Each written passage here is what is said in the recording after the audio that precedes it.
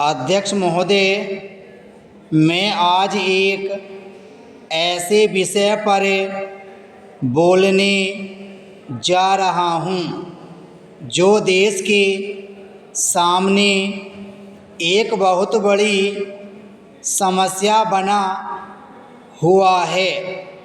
आजकल कृषि पर बहस चल रही है।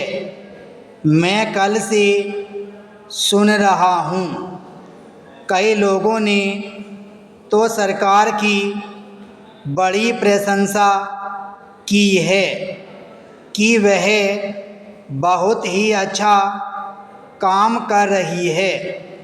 मैं मंत्री महोदय से एक प्रश्न करना चाहता हूँ। मार्च में मंत्री महोदय ने एक प्रश्न के उत्तर में कहा था कि 2 वर्ष में हमारा देश आत्मनिर्भर हो जाएगा। मैं जानना चाहता हूँ कि ऐसा कहने के पीछे उनका आधार क्या है। कौन से उनके पास ऐसे प्रमाण हैं जिनके आधार पर उन्होंने इस प्रकार की घोषणा की है।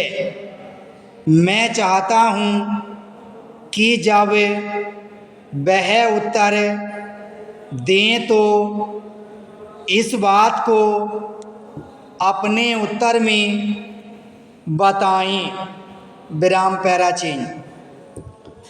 आप जानते हैं कि इस देश में 80% लोग खेती करते हैं और उसके बाद भी आज हमारे देश का सम्मान दूसरे देशों में कितना है।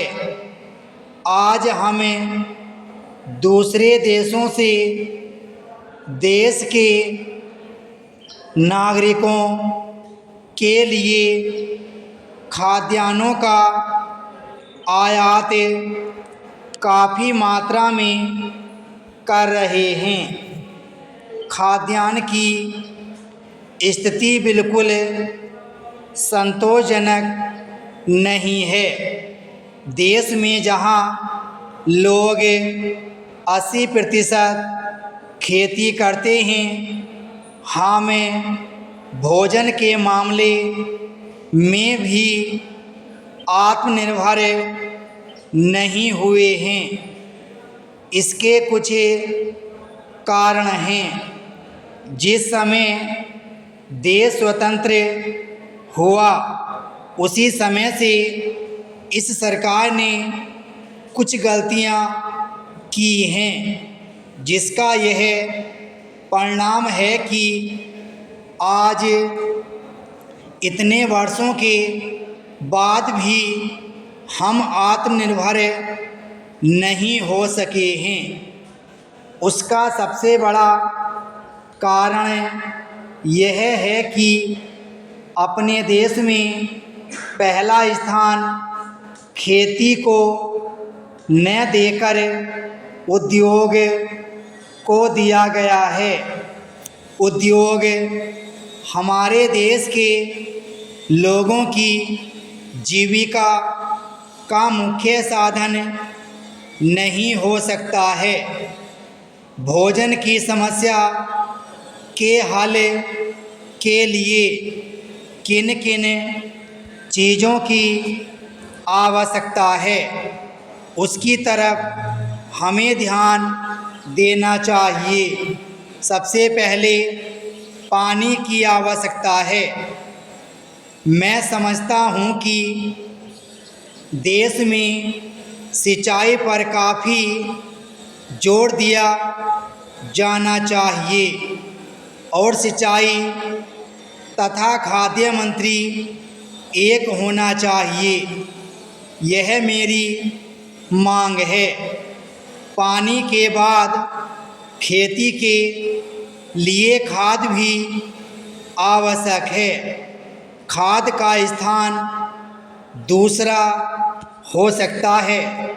आज देश में खाद की बात काफ़ी जोर देकर कही जाती है। यह कहा जाता है कि उपज को बढ़ाने के लिए खाद की आवश्यकता है। बिना खाद के उपज नहीं बढ़ सकती। किंतु खाद कहाँ तक उपज को बढ़ा सकेगी, यह भी देखने और सोचने की ही बात है। इस ओर एक समन्वयक नीति चाहिए। विराम स्टॉप।